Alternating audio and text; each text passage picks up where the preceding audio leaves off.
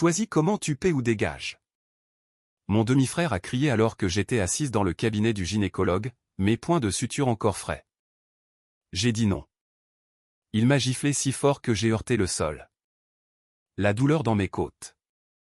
Il a ricané, tu penses que tu es trop bien pour ça. La police est arrivée horrifiée. Je n'ai pas senti la piqûre de la gifle tout de suite. J'ai seulement ressenti le choc de l'impact et les carreaux froids et durs du sol de la salle d'attente. Pressé contre ma joue. Puis est venu le goût. Du sang chaud et cuivré a rempli ma bouche. Je m'appelle Olivia Underwood. J'ai 32 ans. J'étais chez mon gynécologue, un endroit qui était censé être sûr. Mais mon demi-frère, Will, l'avait transformé en scène de crime. Il se tenait au-dessus de moi, sa poitrine haletante, son visage tordu en quelque chose de laid de rouge. Il pointa un doigt tremblant vers mon visage. « Tu ferais mieux de commencer à m'écouter, » cria-t-il. Sa voix résonna sur les murs blancs et propres. « Tu signes ces papiers maintenant. » La pièce était devenue silencieuse. Les autres patientes, des femmes attendant des examens, certaines tenant leur ventre de femme enceinte, nous regardaient avec une horreur pure. Une infirmière derrière le comptoir criait déjà dans un téléphone, ses mains tremblantes alors qu'elle appelait le 911. Eh bien, il ne se souciait pas d'elle. Il ne se souciait pas que je sois blessé. Il ne se souciait que des papiers d'héritage frauduleux qu'il m'avait jetés. Il voulait voler tout ce que mon père m'avait laissé. Et il venait de m'agresser en public pour l'obtenir.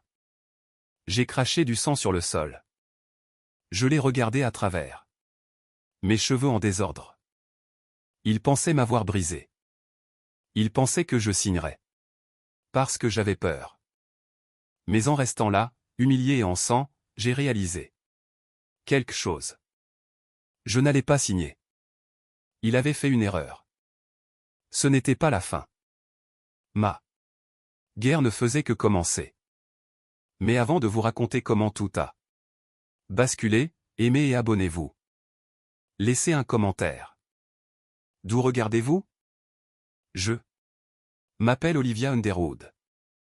J'ai 32 ans et je vis dans la maison victorienne de mon défunt père en banlieue. Pour comprendre pourquoi j'étais allongé sur ce sol, la bouche en sang, vous devez remonter 3 jours en arrière. Vous devez comprendre que j'étais déjà brisé avant que Will ne lève la main. Tout a commencé avec les funérailles. Mon père, Thomas Underwood, était un homme bon. C'était le genre d'homme qui vous serrait la main et vous regardait dans les yeux. Il avait construit son entreprise de construction à partir de rien. Avec juste un pick-up et une boîte à outils. Il sentait la sueur de bois et la menthe poivrée. C'était mon rock. Quand il est mort d'une crise cardiaque soudaine, mon monde s'est arrêté de tourner. Les funérailles ont eu lieu un mardi. Il pleuvait. On aurait dit que le ciel pleurait avec moi, mais je n'avais plus de larmes. Je me sentais juste engourdi. Je me tenais près de la tombe, vêtu d'une robe noire qui me semblait trop serrée au ventre. J'étais enceinte de 14 semaines. Mon mari, enfin, mon ex-mari maintenant, était parti des mois auparavant. Nous voulions des choses différentes. Je voulais une famille. Il voulait la liberté. Quand j'ai découvert que j'étais enceinte après son départ, j'ai décidé de le faire seul. Papa était si heureux. Il m'a dit, « Liv, ce bébé sera l'héritier de l'Empire Underwood. Nous l'élèverons bien. » Papa n'a jamais pu rencontrer son petit enfant. Aux funérailles, je me tenais à côté de Véronica, ma belle-mère. Elle était mariée à papa depuis 5 ans.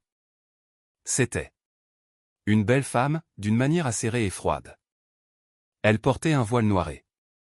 Une robe de créateur qui coûtait probablement plus cher que ma voiture. Elle sanglotait bruyamment, essuyant des yeux secs avec un mouchoir en soie. « Oh, Thomas » gémit-elle, appuyée contre le cercueil. « Ne me quitte pas. » Cela ressemblait à une performance. J'ai regardé ses mains. Elle ne tremblait pas. Elle serrait son sac à main fermement, comme si elle avait peur que quelqu'un ne le lui arrache. Mon demi-frère Will se tenait de l'autre côté. Will était le fils de Véronica issu de son second mariage. Il avait 35 ans, 3 ans de plus que moi. Il portait un costume trop brillant. Il vérifiait constamment sa montre. Il avait l'air de s'ennuyer. Toutes les quelques minutes, il sortait son téléphone et tapait un message rapide, protégeant l'écran avec sa main. J'avais envie de leur crier dessus. J'avais envie de leur dire de montrer un peu de respect, mais je ne pouvais pas. J'ai ressenti une forte crampe dans le bas du ventre. J'ai halté et j'ai posé une main sur mon ventre. « Ça va, Olivia ?» demanda Will. Il n'avait pas l'air inquiet. Il avait l'air agacé. « Je vais bien. » ai-je chuchoté. Juste une crampe. Mais ce n'était pas juste une crampe. C'était une douleur tordante et aiguë qui me coupait le souffle. J'ai essayé de me concentrer sur les mots du prêtre, poussière à la poussière. Mais la douleur s'est aggravée. Elle venait par vagues. Quand nous sommes montés dans la limousine pour aller à la veillée, je transpirais. J'avais des vertiges. Pouvons-nous nous arrêter, ai-je demandé au chauffeur. Je me sens mal. Véronica a levé les yeux au ciel. Vraiment? Olivia? Aujourd'hui n'est pas à propos de toi. Reprends-toi. Je pense que quelque chose ne va pas, ai-je dit. Ma voix tremblait. Puis j'ai senti l'humidité. J'ai regardé le siège de la voiture. Il y avait du sang. La panique m'a saisi à la poitrine. Arrêtez la voiture, ai-je crié. Emmenez-moi à l'hôpital maintenant. Will a regardé le sang et a froncé le nez. Jésus, Olivia, c'est dégoûtant. Ils m'ont déposé à l'entrée des urgences. Ils ne sont pas entrés. Véronica a dit qu'ils devaient se rendre à la veillée pour accueillir les invités. Ils m'ont laissé là, debout sur le trottoir sous la pluie, serrant mon ventre. Les 6 heures suivantes furent un flou de lumière blanche et d'instruments froids. Les médecins étaient gentils, mais leur visage était sérieux. Ils ont fait une échographie. La pièce était silencieuse. Il n'y avait pas de battement de cœur.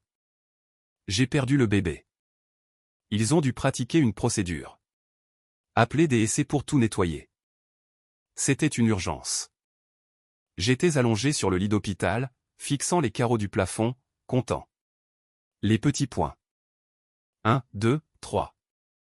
J'avais perdu mon père vendredi. J'ai perdu mon bébé mardi.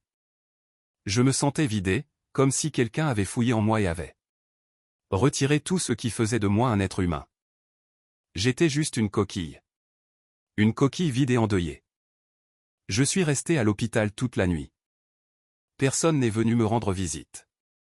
J'ai appelé mon téléphone, mais la batterie était morte. J'ai emprunté un chargeur à une infirmière et j'ai vérifié mes messages. Rien de Véronica, rien. De Will, juste un SMS générique de l'avocat de papa, Gary, au français. Condoléances pour les funérailles. J'ai pris un taxi pour rentrer chez moi le lendemain. Je ne suis pas allé à mon appartement. Je ne pouvais pas supporter d'être seul là-bas. Je suis allé chez papa. C'était une grande et vieille maison victorienne sur la colline. C'était le seul endroit qui lui ressemblait encore. J'avais une clé.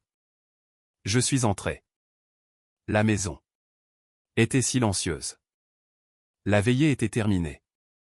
Les invités étaient partis. Je suis entré dans la cuisine. Il y avait des plateaux de sandwich restant sur le comptoir, commençant à s'enrouler sur les bords. Des bouteilles de vin vide étaient alignées près de la poubelle. Véronica et Will étaient introuvables. Je suis monté lentement les escaliers jusqu'à mon ancienne chambre. J'avais mal. Les points de suture de l'opération tiraient à chaque mouvement. Mon cœur était lourd, comme une pierre dans ma poitrine. Je me suis allongé sur mon vieux lit jumeau. Il sentait encore la lessive à la lavande, comme quand j'étais enfant. J'ai tiré la courte pointe jusqu'à mon menton et j'ai fermé les yeux. Je voulais juste dormir.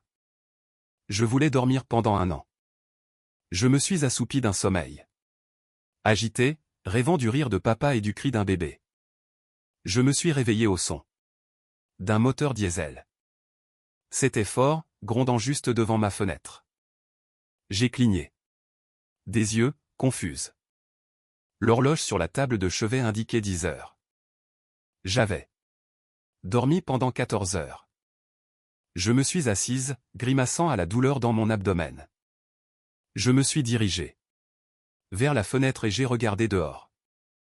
Un camion de déménagement massif était garé dans l'allée. 2 hommes en combinaison bleue transportaient le fauteuil en cuir préféré de mon père par la porte d'entrée. Et, ai-je crié, frappant à la vitre. Arrêtez. Qu'est-ce que vous faites?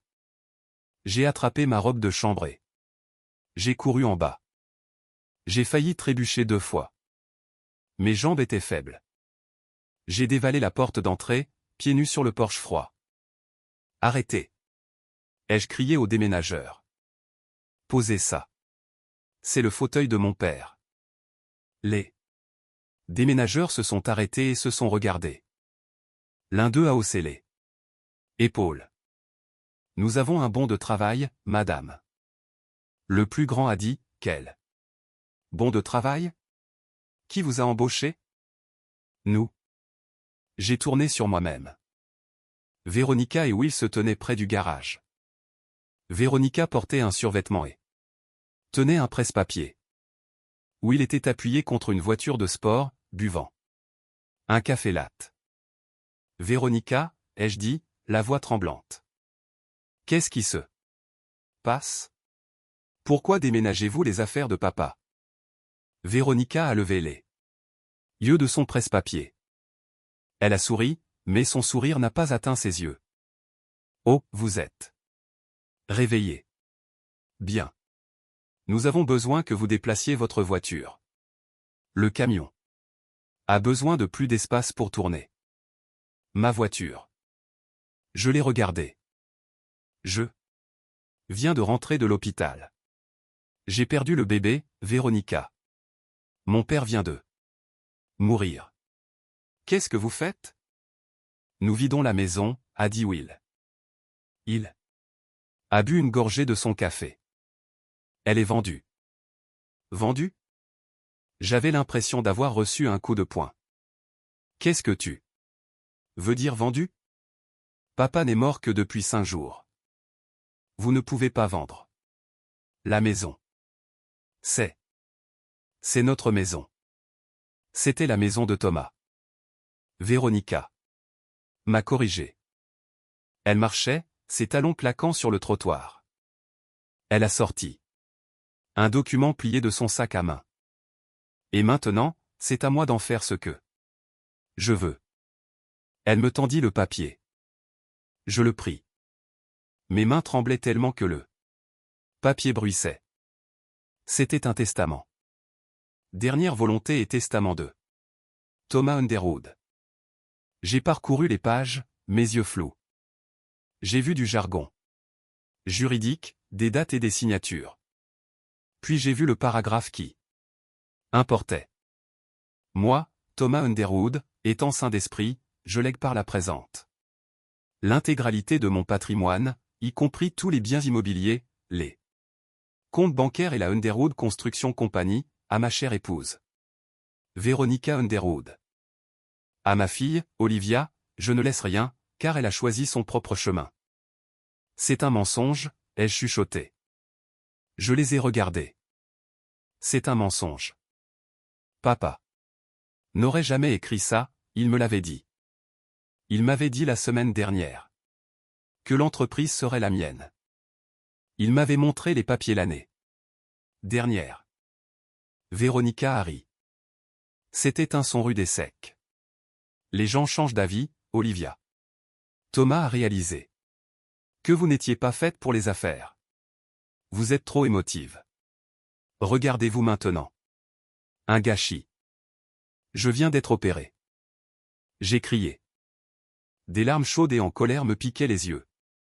Ce n'est pas réel. Cette signature. Elle a l'air tremblante. Il était malade.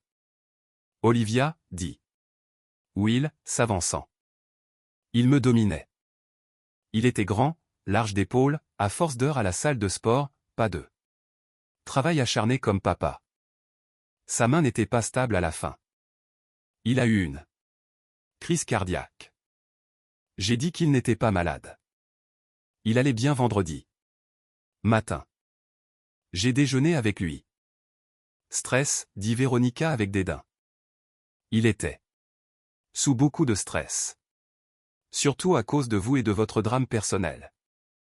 Elle fit un signe de la main au déménageur. Continuez, les gars. Tout part. Non. Je me suis jeté sur le fauteuil que les déménageurs tenaient. Vous ne pouvez pas prendre ça. Will s'est interposé. Il m'a attrapé le bras. Sa prise était serrée. Trop serrée. Ne fais pas de scène, Olivia. Siffla-t-il. Tu te rends ridicule. Lâche-moi, dis-je. J'ai essayé de me dégager, mais j'étais faible. La douleur à l'estomac a repris. De plus belle. Je me suis plié en deux. Tu dois partir, a dit Will. Il m'a poussé en arrière. J'ai trébuché et je me suis rattrapé à la rampe du Porsche. Je ne pars pas, ai-je dit, haletant. C'est ma maison. J'ai une chambre. Ici. Plus maintenant, a dit Véronica. Elle a coché une case sur son presse-papier. Nous changeons les serrures aujourd'hui. Vous pouvez prendre toutes vos affaires personnelles dans votre voiture, mais les meubles restent. Ils font partie de la vente aux enchères de la succession. Aux enchères? Je l'ai regardé. Vous vendez tout? Ces outils, ces livres, les bijoux de maman. Ce sont tous des actifs, a dit Véronica. L'argent est liquide. Les vieilles babioles, non. Les bijoux de ma mère, ai-je dit, ma voix s'étranglant. Papa les gardait pour moi dans le coffre.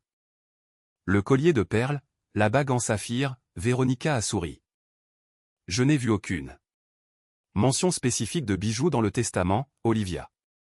Tout m'appartient, et franchement, ces vieilles choses étaient démodées il y a des décennies. Elle s'est tournée vers les déménageurs. Faites attention à l'horloge grand-mère. Elle vaut 3000.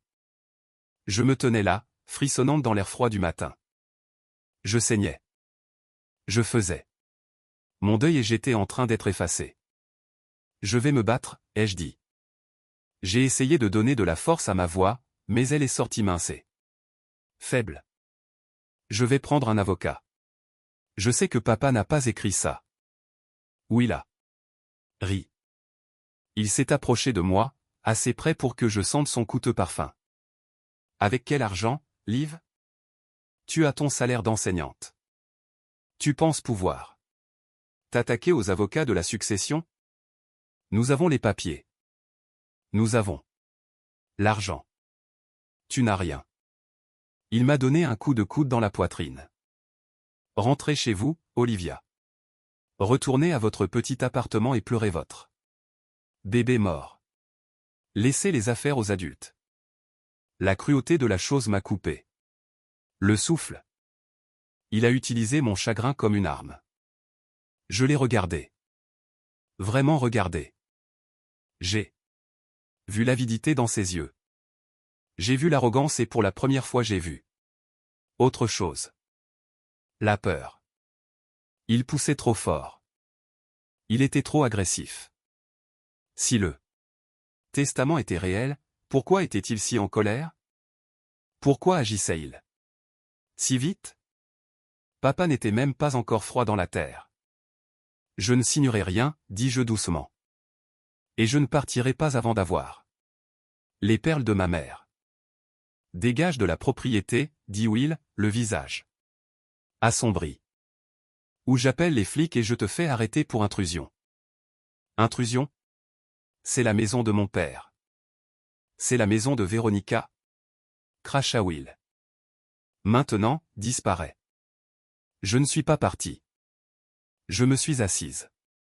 Sur les marches du porche. J'ai enroulé ma robe autour de moi. Je reste ici. Ils m'ont ignoré pendant 1 heure. Je les ai regardés déshabiller la maison. J'ai regardé mon enfance disparaître à l'arrière d'un camion. La lampe à laquelle je lisais, la table à manger où nous prenions le dîner de Thanksgiving. Puis Will est sorti de la maison. Il tenait une pile de papiers. Puisque tu es toujours là, dit-il, jetant les papiers sur mes genoux. Tu peux te rendre utile. Signe ça. J'ai baissé les yeux. Renonciation à la contestation. Accord de quitter les lieux. Si tu signes ça, dit Will. Maman dit qu'elle te donnera $5000 par pure bonté de cœur pour t'aider avec tes frais médicaux. $5000? L'entreprise de mon père valait des millions. Non, dis-je. Signe, dit Will. Non, Olivia, ne sois pas stupide. Je ne signe pas. C'est à ce moment-là que la dynamique a changé. C'est à ce moment-là que l'abus verbal s'est transformé en autre chose. Will a de nouveau attrapé mon bras, me tirant de la marche. Écoute-moi, petite morveuse.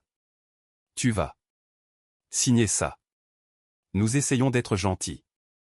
Gentil, ai-je crié. Vous volez tout.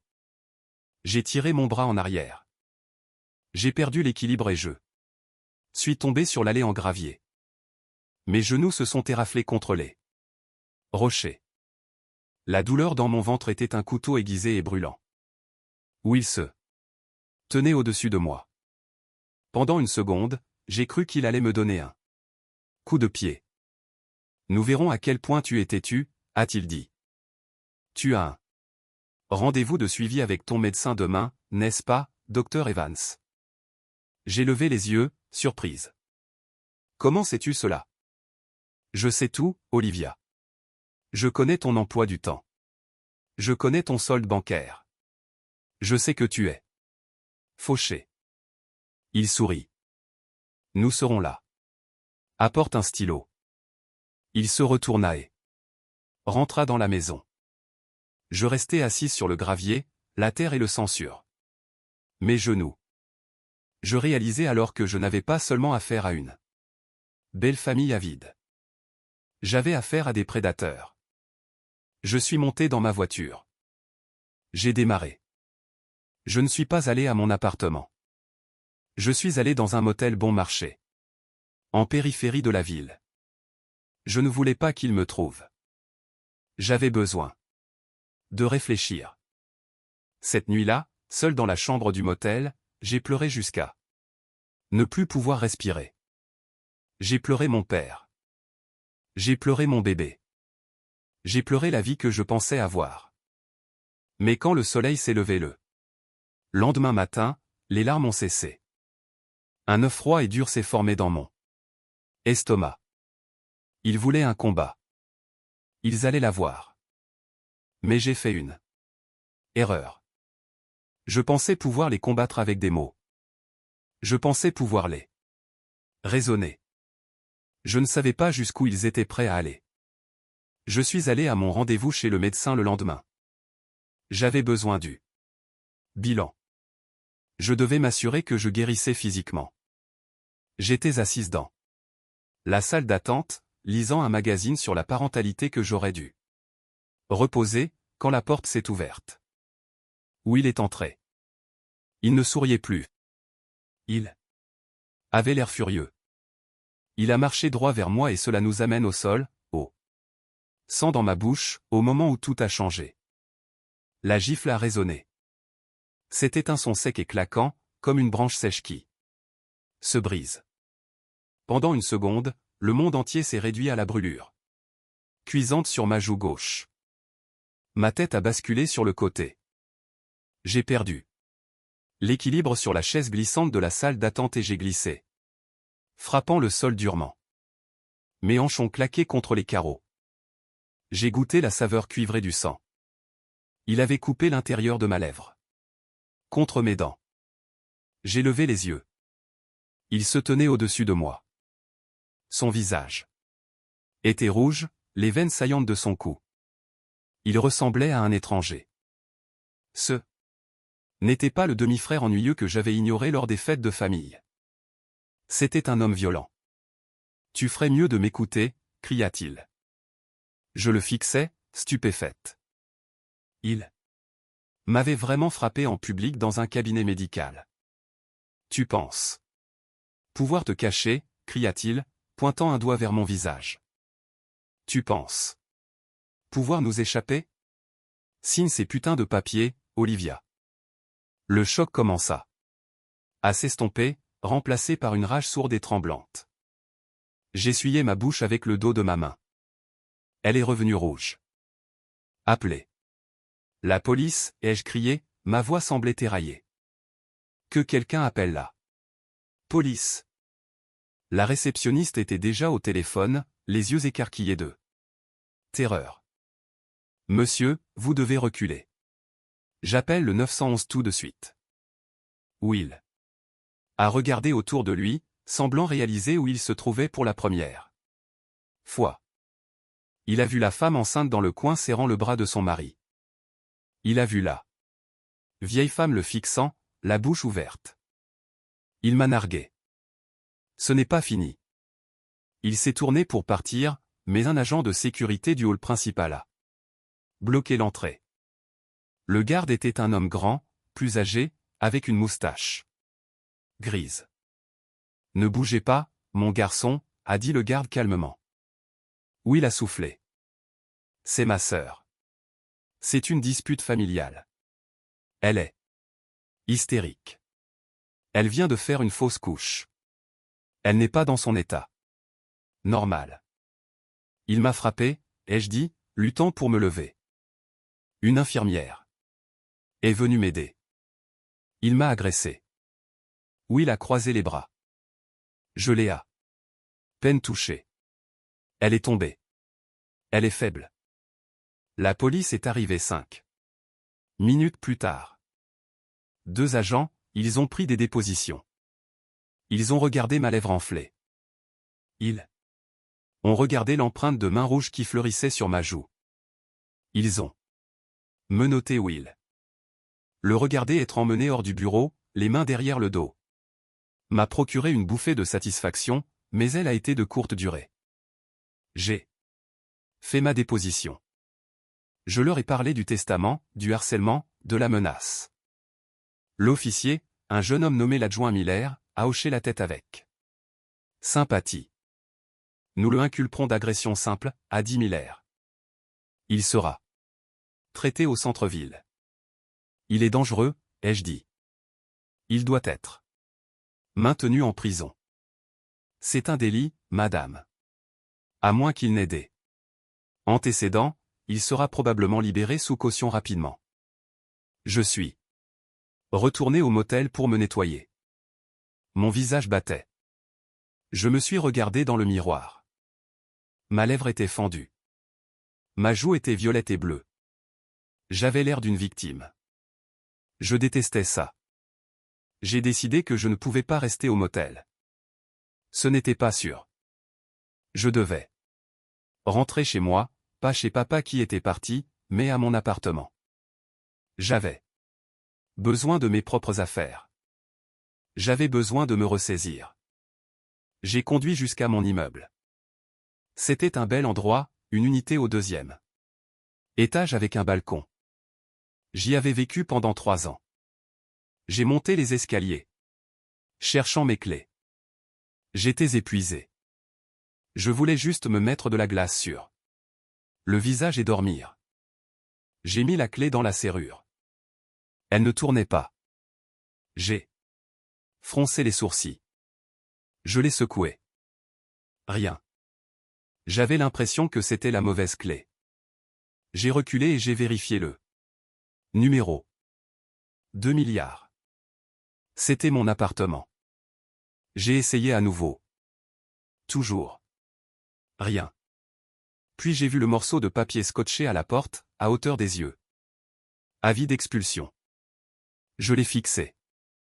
Non-paiement de loyer, violation du bail. Quoi? J'ai chuchoté. J'ai payé mon loyer. J'ai le prélèvement automatique. J'ai essayé la poignée de porte. Fermée. J'ai entendu un bruit provenant du parking en contrebas. Un coup de klaxon distinct, moqueur. J'ai regardé par-dessus la balustrade. Véronica était assise dans sa Mercedes cabriolet argenté. Elle portait des lunettes de soleil. Elle a fait un signe de la main. J'ai dévalé les escaliers. Qu'est-ce que tu as fait, ai-je crié. Qu'est-ce que tu as fait à mon appartement? Véronica a baissé ses lunettes de soleil. Oh, bonjour Olivia. Dure journée. Votre visage est affreux. Pourquoi mes serrures sont-elles changées? Eh bien, dit Véronica, se regardant les ongles. Saviez-vous que le propriétaire de l'immeuble est une très bonne amie à moi? Nous jouons au bridge ensemble. Je lui ai parlé de vos problèmes financiers et de votre consommation de drogue. Consommation de drogue? Je ne prends pas de drogue. Et des plaintes. Pour bruit, continua-t-elle sans ciller. Il a décidé qu'il était préférable de résilier votre bail immédiatement pour la sécurité des autres locataires. C'est illégal, ai-je crié. Vous ne pouvez pas me mettre dehors sans préavis. Il y a des lois. Poursuivez-nous. A-t-elle dit simplement. Ajoutez ça à la pile. Oh, au fait, où il est dehors. Il vous salue. Mon sang s'est glacé. Il est déjà dehors? C'était un malentendu mineur. Nous avons payé la caution. Il est très en colère contre vous, Olivia. Porteur plainte contre votre famille. C'est de mauvais goût. Où sont mes affaires, ai-je demandé. Mes vêtements, mes meubles. Elle a pointé un doigt manucuré vers l'arrière du complexe, près des bennes à ordures. Nous vous avons aidé à faire vos valises. Elle a remonté la vitre et est partie. J'ai couru à l'arrière du bâtiment. Là, dans l'herbe à côté de la benne à ordures, gisait ma vie. Mes vêtements étaient dans des sacs poubelles, certains déchirés, laissant s'échapper chemise et jeans sur le sol boueux. Mes livres étaient jetés en pile, les pages flottant au vent. Ma télévision était fissurée, face contre terre dans la saleté. Je suis tombé à genoux. J'ai commencé à fouiller frénétiquement dans la pile. Je ne me souciais pas de la télévision. Je ne me souciais pas des vêtements. La boîte, ai-je chuchoté. Où est la boîte? Je cherchais une petite boîte à bijoux en bois. Elle avait appartenu à ma mère. Papa me l'avait donnée quand j'avais déménagé. Ce n'était pas les bijoux chers que Véronica avait enfermés dans le coffre de la grande maison. Mais elle contenait les choses sentimentales. Le médaillon de ma mère avec sa photo. Une paire de boucles d'oreilles en argent. Qu'elle portait tous les jours. Mon bracelet d'hôpital de ma naissance. J'ai déchiré un sac poubelle noir. Des ustensiles de cuisine ont cliqueté. J'ai ouvert un autre, des serviettes. Puis je l'ai vu. Il gisait près du trottoir. Le bois était éclaté. Le couvercle avait été brisé, probablement par une botte. Je me suis traîné jusqu'à lui. J'ai ouvert le couvercle cassé, vide. J'ai regardé autour dans l'herbe. J'ai vu quelque chose scintiller dans la boue. Des perles. Ils avaient pris le collier. De fausses perles de ma mère, un collier qui valait peut-être $20, mais qui signifiait le monde pour moi. Et ils l'avaient cassé. Les perles blanches étaient éparpillées sur l'herbe sale et l'asphalte du parking. J'en ai ramassé une. Elle était boueuse. J'en ai ramassé une autre. Il ne m'avait pas seulement expulsé. Il n'avait pas seulement volé mon héritage. Ils essayaient de m'effacer. Ils voulaient détruire tous mes souvenirs, tout mon confort, tous mes lieux sûrs. Ils voulaient me briser. Ils voulaient que je rampe devant eux et que je signe les papiers juste pour que ça s'arrête. Je suis restée assise dans la boue, tenant les perles cassées, les larmes coulant sur mon visage contusionné. Je me sentais petite. Je me sentais impuissante. Mais je me suis souvenu de papa. Je me suis souvenu de lui sur un chantier il y a des années. Un contremaître avait essayé de couper les coins ronds en utilisant du béton bon marché. Papa l'avait viré sur le champ. Olivia, m'avait-il dit, l'intégrité coûte cher, mais c'est la seule chose qui vaille la peine d'être payée. Et quand quelqu'un essaie de te tromper, tu ne recules pas. Tu t'accroches. J'ai regardé les perles dans ma main. Tu t'accroches. Je me suis levé. Je me suis essuyé le visage.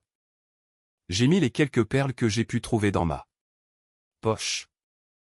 J'ai pris un sac de vêtements. J'ai laissé le reste. Je n'avais pas besoin de la télé.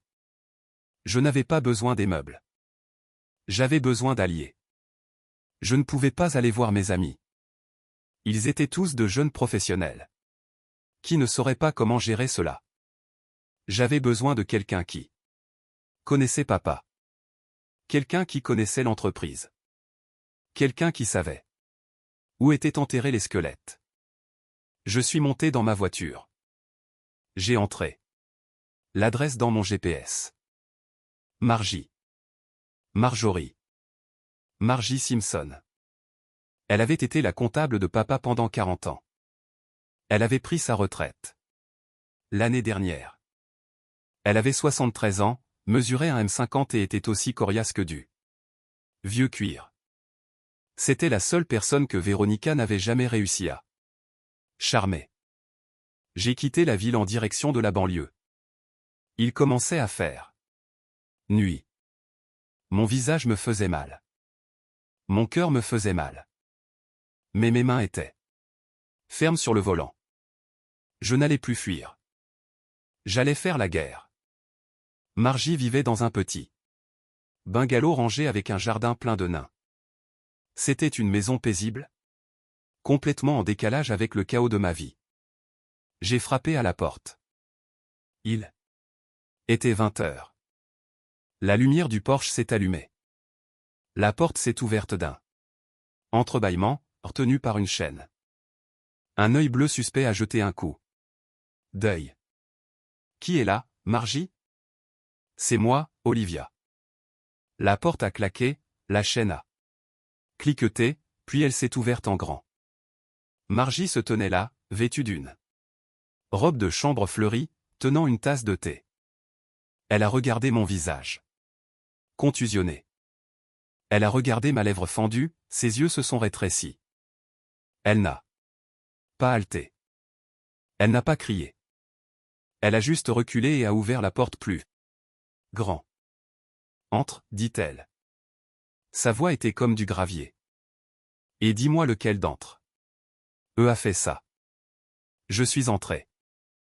La maison sentait la cannelle et le vieux papier. Il faisait chaud. Pour la première fois depuis des jours, mes épaules se sont relâchées. Je me suis assise à sa table de cuisine pendant qu'elle me préparait une tasse de thé sucré et me mettait un sac de petits pois congelés sur la joue. C'était Will, ai-je dit. Au cabinet du médecin. Ce gamin a toujours été une ordure, marmonna Margie. Elle a claqué une tasse sur la table. Et Véronica est la poubelle dont il est sorti. Je lui ai tout raconté. Les funérailles, la fausse couche, le faux testament, l'expulsion, les perles. Margie a écouté sans l'interrompre. Elle était assise en face de moi, les mains autour de sa propre tasse. Ses phalanges étaient arthritiques, mais ses yeux étaient vifs. Quand je lui ai parlé du testament, laissant tout à Véronica, elle a ricané. Du bluff, dit-elle. Totalement bluff. Ils ont un document, Margie. Il a l'air vrai. Je me fiche que le pape l'ait signé. Margie a dit, Thomas Underwood préférerait brûler son entreprise plutôt que de la laisser à cette femme. Il savait ce qu'elle était. Il l'a épousée. J'ai souligné qu'il était seul, dit Margie. Et elle est douée. Pour faire semblant. Mais l'année dernière, il se réveillait. Il m'a appelé 2 semaines avant sa mort. Je me suis redressé. Il l'a fait. Oui. Il m'a posé des questions sur les comptes. Il a dit que de l'argent s'échappait. Il ne savait pas d'où. Il m'a demandé si j'avais toujours mes anciens codes d'administrateur. Pour le serveur. En aviez-vous? Margie a souri. C'était un sourire méchant. Olivia, j'ai construit ce système comptable en 1998. J'ai une clé de secours que Dieu lui-même ne pourrait pas bloquer. Elle s'est levée. Viens au bureau. Nous sommes allés dans son petit bureau à domicile. Il était encombré de piles de papier. Elle s'est assise devant un ordinateur de bureau qui avait l'air d'avoir 10 ans. Elle a fait craquer ses doigts. Voyons ce qu'ils ont fait, dit-elle en tapant furieusement. L'écran se remplit de feuilles de calcul et de chiffres. D'accord, marmonna-t-elle. Je suis sur le serveur. Jetons un coup d'œil au retrait. Nous avons passé les 4 heures suivantes à regarder l'écran. Mon mal de tête s'est estompé. Remplacé par l'adrénaline. Regardez ça, dit Margie, pointant un doigt tordu vers un poste. Fournisseur VW Consulting. 5 000 $ par mois pour les honoraires de conseil. Qui est VW Consulting? J'ai vérifié le numéro d'identification fiscale, dit Margie en cliquant sur une autre fenêtre. C'est enregistré à une boîte postale. Au Nevada. Le propriétaire est répertorié comme William V. Pierce. Will. Ai-je dit. Son deuxième prénom est Vincent. Il se paie des honoraires de consultant depuis 3 ans. Margie a dit, mais regardez ici. Il y a 6 mois, le montant a bondi de 50 000, puis de 100 000 le mois dernier. C'est un détournement de fonds, ai-je dit. C'est un vol, à corriger. Margie. Et Thomas l'a découvert. Regardez la date de ce brouillon de mail. Elle a ouvert un dossier intitulé « Brouillon » dans le compte de messagerie de mon père. À Gary Garrison, avocat. Objet, changements urgents. Date, 2 jours. Avant sa mort. Gary, je dois te voir lundi. J'ai trouvé quelque chose de pourri dans les comptes. Je suis en train d'écrire un Nouveau Testament. Je les coupe. Je pense que je suis en danger. J'ai lu les mots et un frisson m'a parcouru la colonne vertébrale. Je pense que je suis en danger. Il savait, ai-je chuchoté. Il savait qu'il volait et il allait les exclure. Et puis il a eu une crise cardiaque soudaine 2 jours plus tard, a dit Margie. Son visage était sombre. Vous pensez qu'ils l'ont tué? Les mots semblaient lourds dans ma bouche. Meurtre. C'était une chose d'être avide.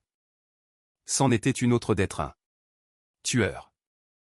Je pense, dit Margie, que 3 maris de Véronica sont morts. D'insuffisance cardiaque. Thomas était le numéro 4. Je me suis senti mal. Nous devons aller voir la police. Avec quoi? Demanda Margie. Un brouillon de mail, une feuille de calcul. Ils diront que c'est circonstanciel. Ils diront que vous êtes une fille mécontente. Nous avons besoin de preuves. Des preuves solides? Où les trouvons-nous? Le coffre-fort? Margie a dit que Thomas avait un coffre-fort dans la maison. Pas le coffre-fort mural de la chambre principale que Véronica utilise. Le vrai coffre-fort. Je ne savais pas qu'il avait un vrai coffre-fort. Il l'avait installé il y a 5 ans derrière le chauffe-eau dans le sous-sol. Il m'avait donné la combinaison au cas où il arriverait quelque chose. Il avait dit. Margie, si je meurs subitement, tu vérifies la boîte. Nous devons retourner dans la maison, ai-je dit. Mais ils ont changé les serrures.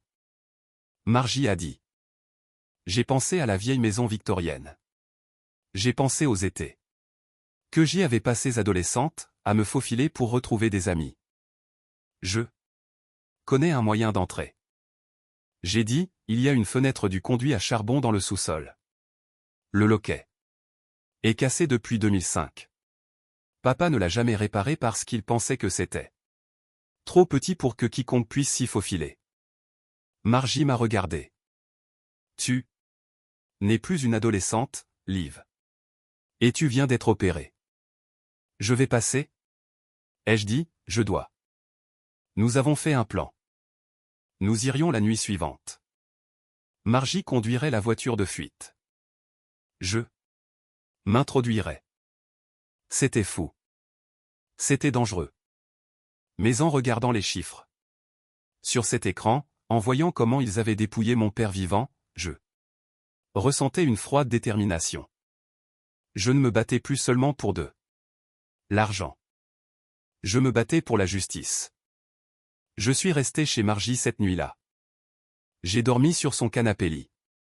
Je me sentais plus en sécurité que depuis des jours, mais je dormais toujours d'un œil. Vers 3 heures du matin, je me suis réveillé. Il y avait un bruit, un grattement, comme du métal sur du verre. Je me suis redressé, le cœur battant à tout rompre. La maison était sombre. Gratte, gratte. Ça venait de la fenêtre du salon. Je me suis glissé hors du canapé, mes pieds nus silencieux sur la moquette. Je me suis dirigé vers la fenêtre, en restant discrète. J'ai jeté un coup d'œil à travers les stores. Une ombre se déplaçait. Sur le porche, une silhouette grande et sombre. Il tenait quelque chose. Un sifflement de canette, le son d'une bombe de peinture. Puis la silhouette s'est arrêtée. Ils se sont tournés et ont regardé directement la fenêtre. Ils ne pouvaient pas me voir dans le noir, mais je sentais leur regard. J'ai figé. La silhouette s'est tournée et a couru, disparaissant dans la nuit. Un moteur de voiture a rugi dans la rue et a démarré en trombe. J'ai allumé la lumière du porche. J'ai ouvert la porte d'entrée. Margie est sortie de sa chambre en trébuchant. Dans sa chemise de nuit, tenant un lourd chandelier en laiton. Quoi? Qui est là? Regarde. J'ai montré l'avant de sa maison. Sur le revêtement blanc, en peinture rouge vif, il y avait les mots « Arrête de fouiller ou la prochaine fois nous entrerons ». Margie a fixé les mots. Elle n'a pas tremblé. Elle n'a pas pleuré. Sa mâchoire s'est serrée. Eh bien? A-t-elle dit. C'est réglé. Réglé quoi? Ai-je demandé, ma voix tremblante. Margie, ils savent que je suis ici. Ils savent que nous cherchons. C'est dangereux. Je ne peux pas te mettre en danger. Margie m'a regardé. Elle a levé le chandelier. Olivia, j'ai 73 ans. J'ai survécu au cancer, à un divorce. Et à 40 saisons d'impôts. Un petit voyou avec une bombe de peinture ne me fait pas peur. Ça me met en colère. Elle m'a donné un coup de coude à l'épaule. Ils ont peur. C'est ce que cela signifie. S'ils étaient en sécurité, ils nous ignoreraient. Ils paniquent. Ils ont menacé d'entrer la prochaine fois, ai-je dit. Qu'ils essaient. Margie a dit, j'ai un fusil de chasse sous mon lit, et je sais m'en servir. Nous n'avons pas dormi le reste de la nuit. Nous sommes restés dans la cuisine à boire du café, regardant le soleil se lever sur les lettres rouges sur le mur. À 8 heures du matin, la sonnette a retenti. J'ai sursauté. Margie a de nouveau attrapé le chandelier. Elle a regardé par le Judas. C'est lui. Will. Ouvre, dit-elle. Elle a ouvert la porte. Will se tenait là. Il portait un costume neuf, l'air propre et soigné. Il tenait un bouquet de fleurs. Il a regardé la peinture en aérosol sur le mur avec une surprise feinte. Oh mon Dieu, Margie. Qu'est-ce qui s'est passé ici? Vandalisme. Arrête tes conneries, Will. Dit Margie. Elle n'a pas reculé. Elle a bloqué le passage. Je suis venu voir. Olivia, dit Will, essayant de regarder par-dessus sa tête. J'ai entendu dire qu'elle restait ici. Je voulais m'excuser pour le malentendu au cabinet du médecin. Maman et moi sommes inquiètes pour son état mental. Elle va bien? Dit Margie. Elle va mieux que bien. J'aimerais lui parler, dit Will, faisant un pas en avant. Non, dis-je. Je suis sorti de derrière Margie. Les yeux de Will se sont posés sur moi. Il a souri. C'était un sourire de requin. Liv. Regarde-toi. Tu as l'air fatigué. Viens à la maison. Nous pouvons arranger ça. Nous pouvons discuter du règlement. Il a insisté sur le mot « règlement », tandis que ses yeux passaient rapidement à la peinture en bombe. Je ne viens pas avec toi, ai-je dit. Et je ne signe pas.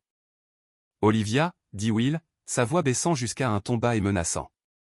Tu rends les choses difficiles. Tu entraînes la pauvre Margie dans ton désordre. Tu ne veux rien qui lui arrive, n'est-ce pas? Les accidents arrivent. Les vieilles dames tombent dans les escaliers. Les maisons prennent feu. Margie. Harry. C'était un aboiement fort. Écoute-moi bien, espèce de costume bon.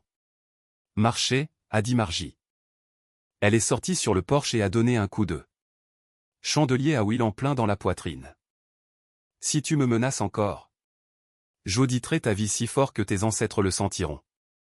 Maintenant, quitte ma propriété avant que j'appelle les flics et que je leur montre ton œuvre d'art. Elle a pointé la peinture rouge. Will la fixa du regard.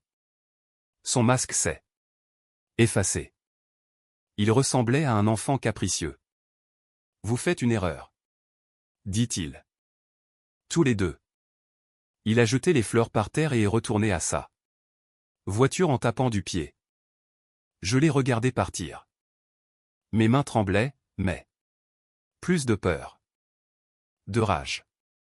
Il est désespéré, a dit Margie. Il est venu ici pour voir si nous avions peur. Il voulait voir si la menace avait fonctionné. A-t-elle fonctionné, ai-je demandé. Non, a dit Margie. Cela a juste confirmé que nous sommes sur la bonne voie. Elle m'a regardé. Ce soir, nous allons à la maison ce soir. S'il est aussi inquiet, il y a quelque chose dans ce coffre-fort qui l'enterrera.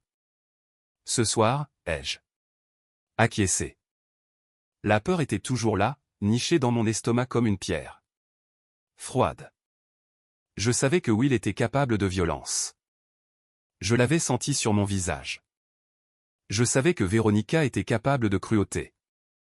Mais je savais aussi que mon père avait suspecté qu'il était empoisonné.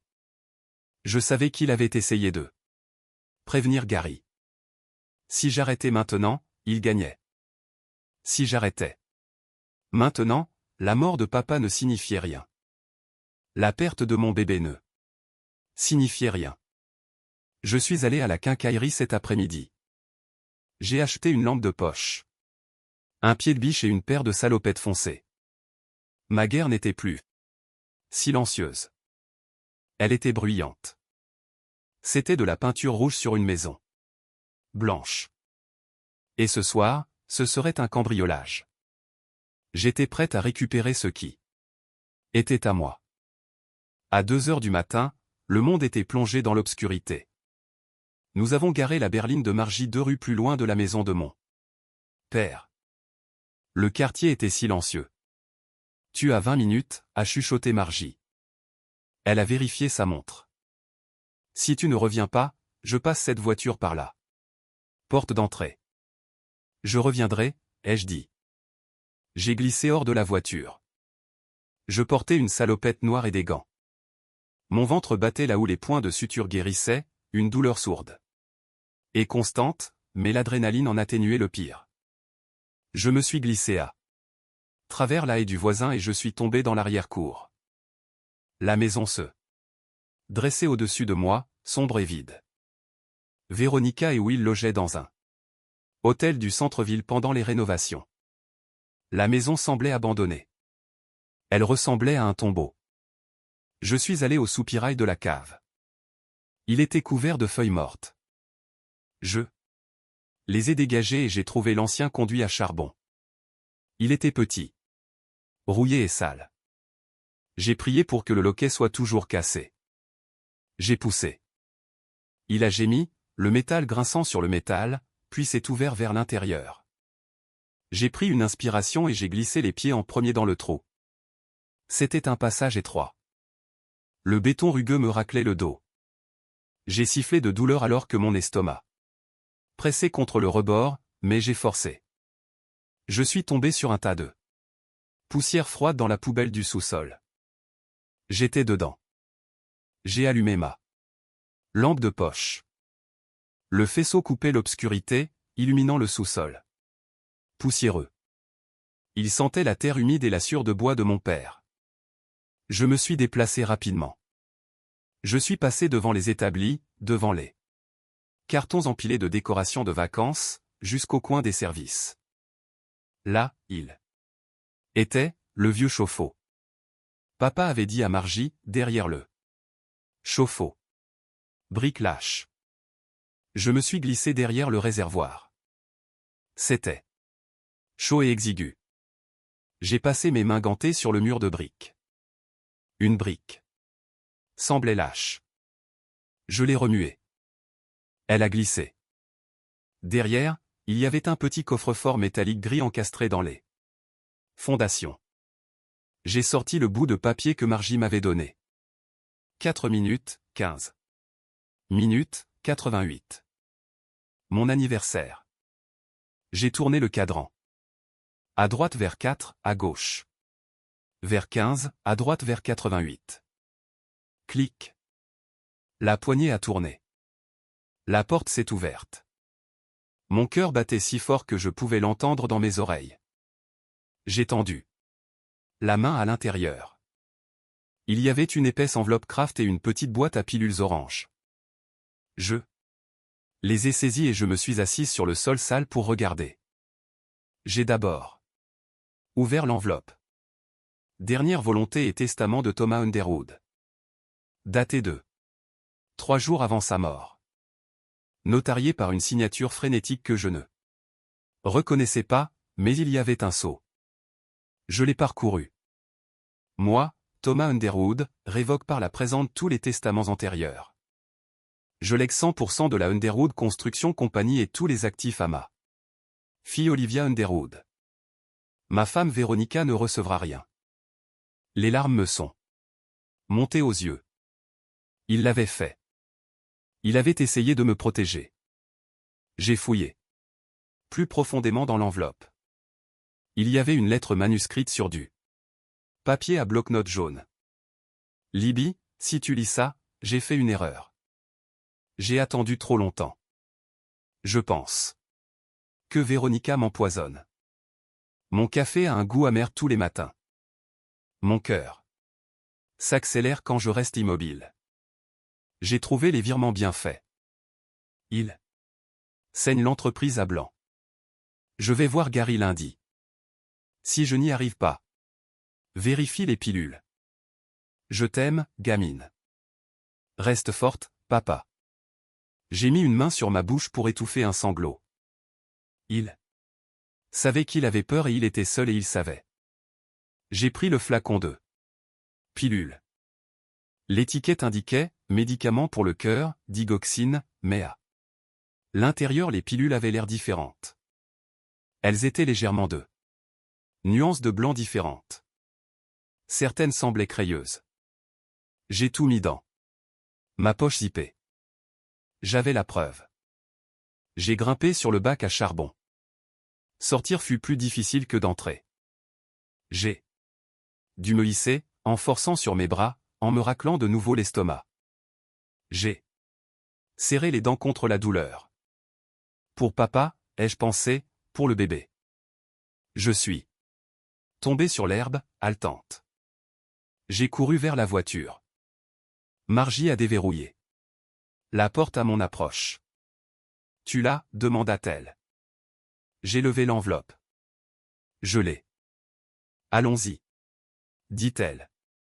Elle a fait vrombir le moteur.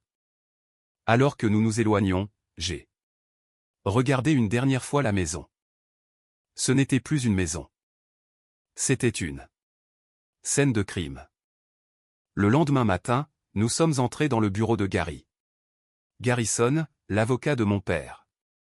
Gary était un homme grand et nerveux qui avait toujours l'air de s'attendre à de mauvaises nouvelles. Quand il a vu mon visage, toujours contusionné et enflé, il a grimacé.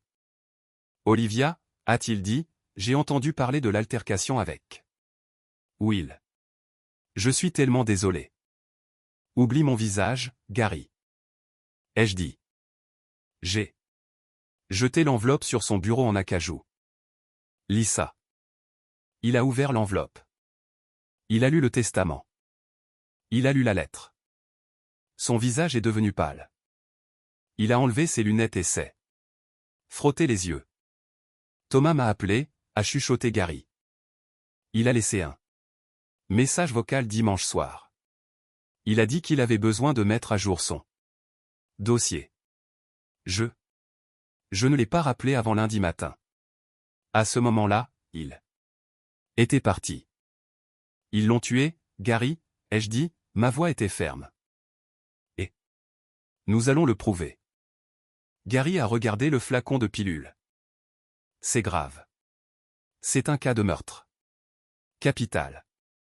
Nous avons besoin de la police. La vraie police, pas les patrouilleurs. Il a passé un appel. 1 heure plus tard, la détective Riley est entrée. Riley était une femme d'une 40aine d'années avec des yeux fatigués et un costume impeccable. Elle n'avait pas l'air de tolérer les bêtises. Elle a écouté mon histoire. Elle a regardé le testament.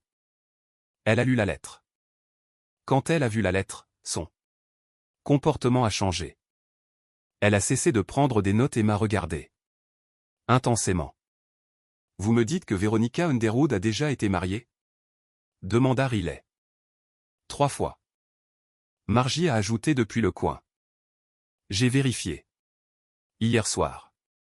Premier mari, crise cardiaque. Deuxième mari, AVC. Troisième mari, insuffisance cardiaque. Les yeux de Riley se sont rétrécis. Et maintenant, Thomas, crise cardiaque.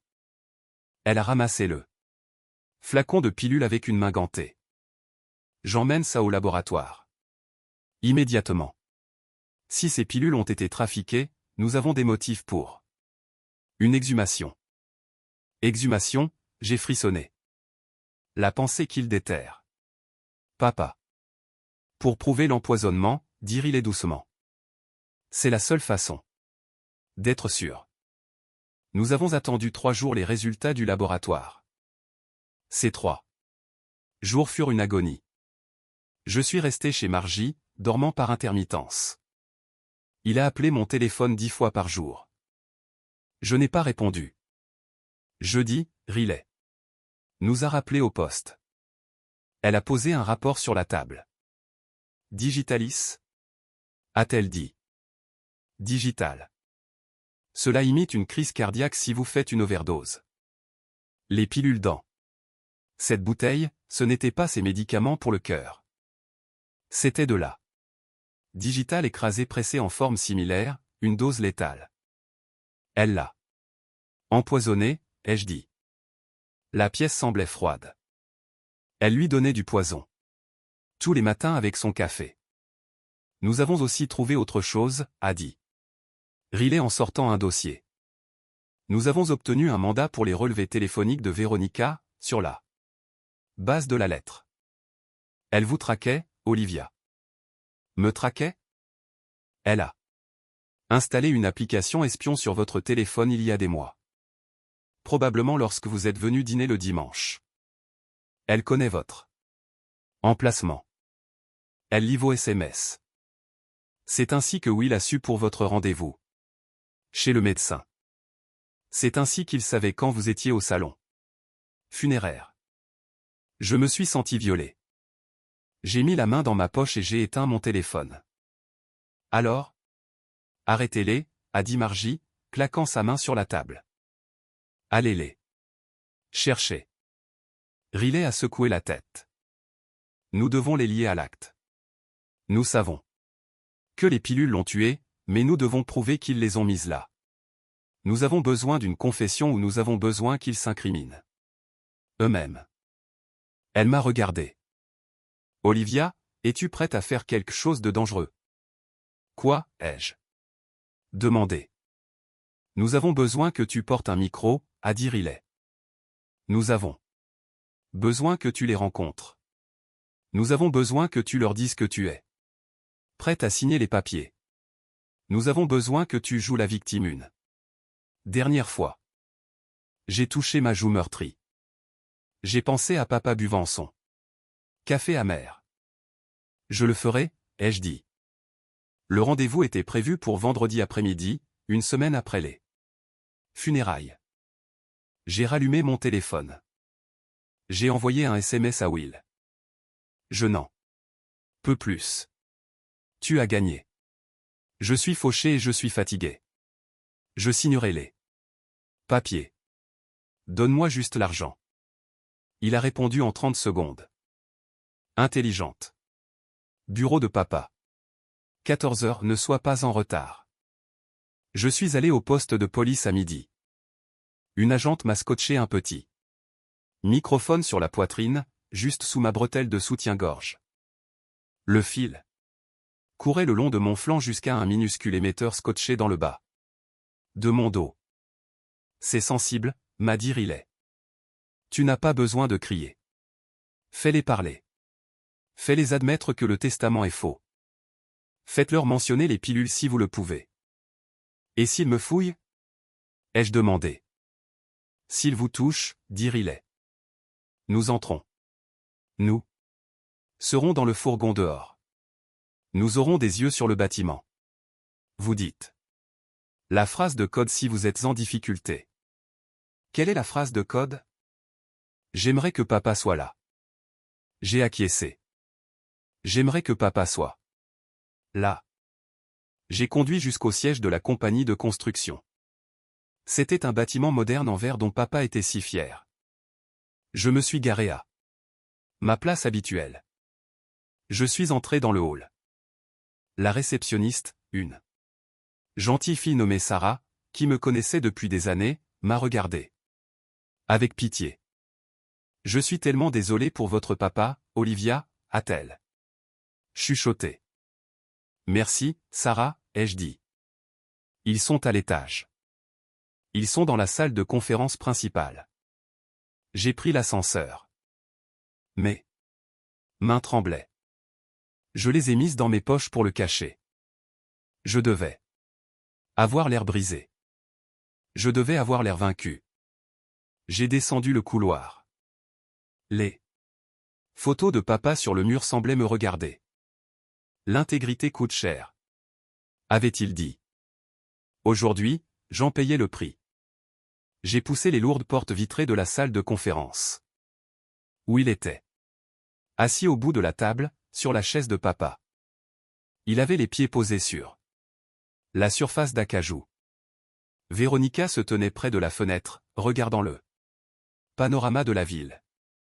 Eh bien, dit Will en souriant d'un air suffisant. Regardez qui est enfin sorti de son trou. Je suis là, dis-je, gardant ma voix basse. J'ai baissé les épaules. Donnez-moi juste les papiers. Asseyez-vous, ma chérie, dit Véronica. Elle ne se retourna pas. Nous avons beaucoup à signer. Je me suis assise Sur la table, il y avait une pile de documents. Transfert d'actifs, renonciation aux droits, accord de non-divulgation. Cela dit que je ne peux pas parler de l'entreprise, ai-je dit en lisant l'NDA. Standard, dit Will. Nous ne voulons pas que vous disiez du mal de la nouvelle direction. Nous vendons l'entreprise, Olivia. Liquidation. Nous avons un acheteur en Chine. Vous la vendez, ai-je demandé, laissant le choc transparaître dans ma voix. Mais papa a construit ça. Les employés. Le fonds de pension. Les employés sont licenciés, dit Will avec désinvolture. Le fonds de pension fait partie du package, disons.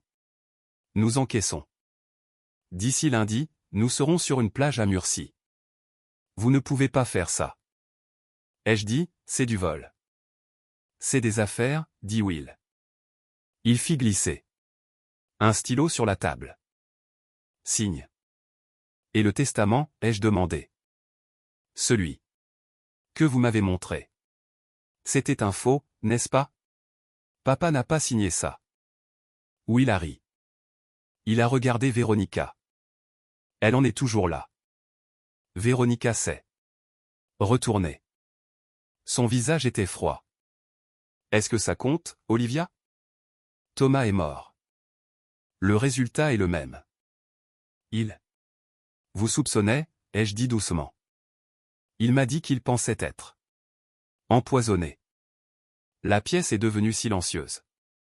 Will a retiré ses pieds de la table. Il s'est penché en avant. Qu'avez-vous dit? Il m'a écrit une lettre. J'ai menti. Il a dit que le café avait un goût amer. Véronica s'est approchée de la table. Elle posa ses mains sur le bois et se pencha près de mon visage. Vous avez une imagination débordante, Olivia, tout comme votre mère. Et regardez où elle a fini. Morte et oubliée. L'avez-vous tuée, ai-je demandé.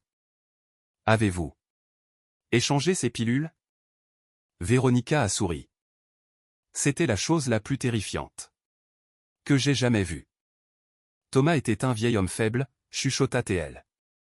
Il avait survécu à son utilité, et il allait nous couper les vivres.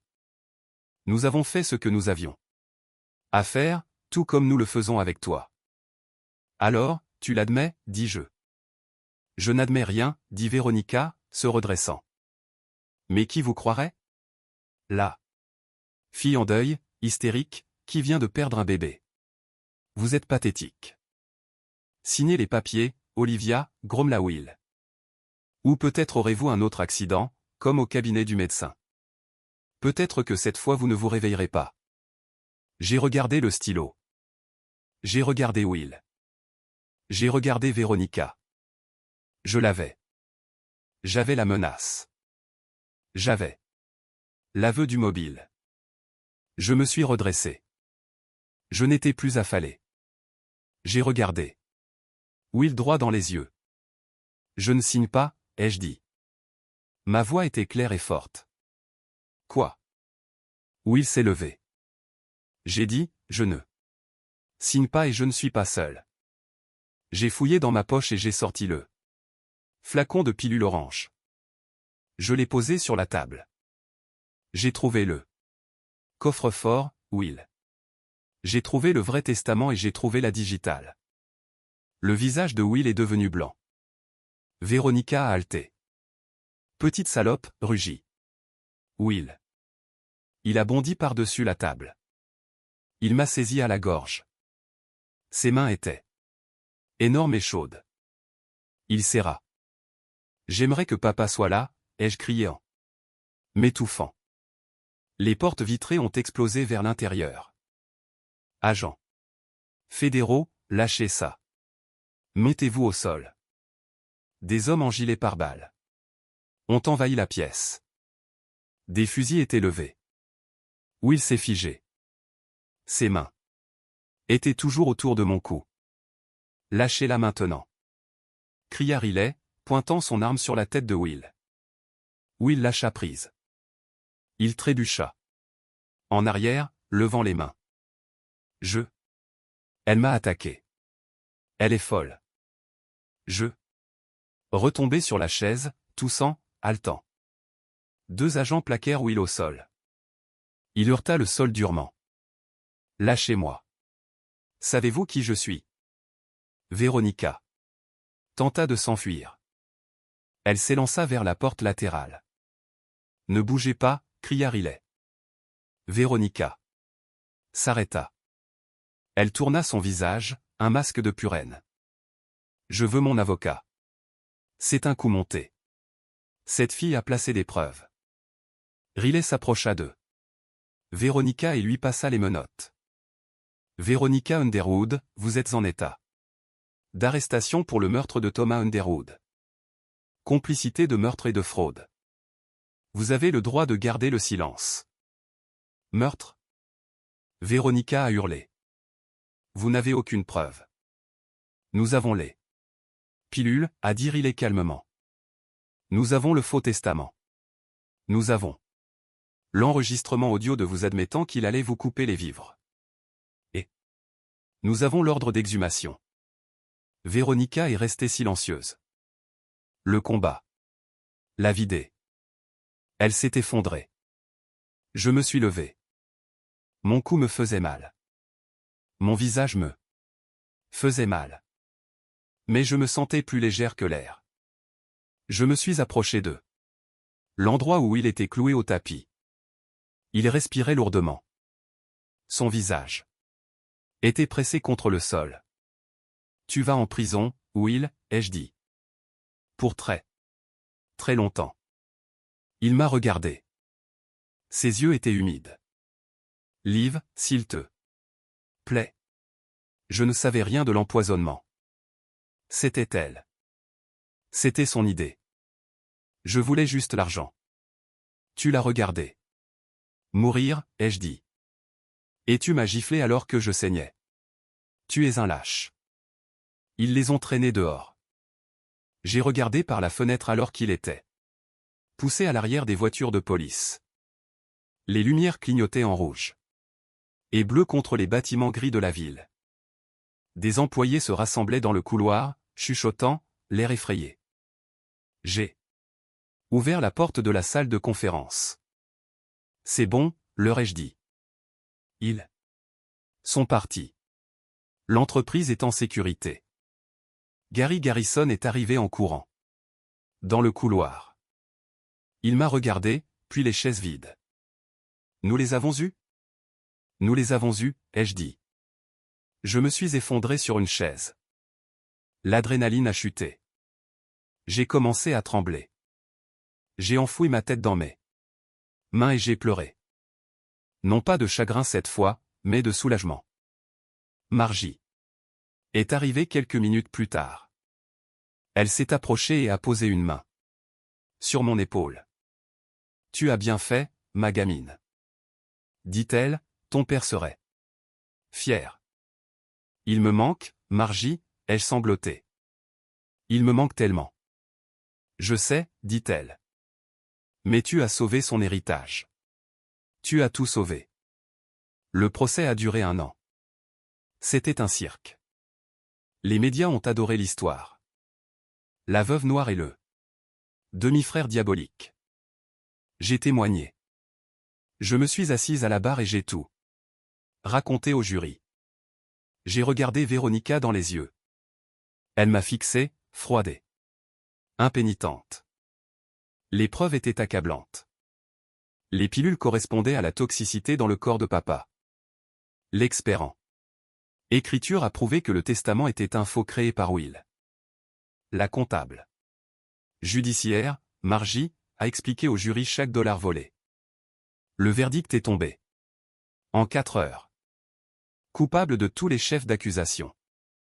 Véronica a été condamnée à la prison à perpétuité sans possibilité de libération conditionnelle. Will a écopé de 25 ans pour complot, fraude et agression. Quand le marteau est tombé, je n'ai pas applaudi. J'ai juste fermé les yeux et j'ai exhalé un souffle que j'avais l'impression de retenir depuis 12 mois. C'était fini. J'ai repris l'entreprise. Ce n'était pas facile. où il avait fait beaucoup de dégâts. Mais avec Margie qui est sortie de sa retraite pour m'aider à gérer les comptes et Gary qui s'occupait du côté juridique, nous avons reconstruit. Nous avons réembauché les personnes que Will avait licenciées.